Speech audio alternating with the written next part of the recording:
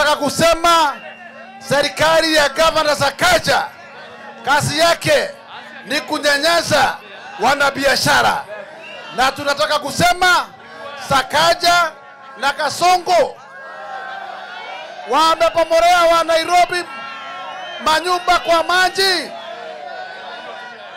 na tunataka kutangaza leo hapa Dagoretti watu wetu wale wanafukuzwa mita 60 kwa mto. Tunasema hiyo barabara hatuendi, na tunataka kuambia Gavana Sakaja na William Ruto upomoaji wa manyumba Nairobi tumesema haitaendelea.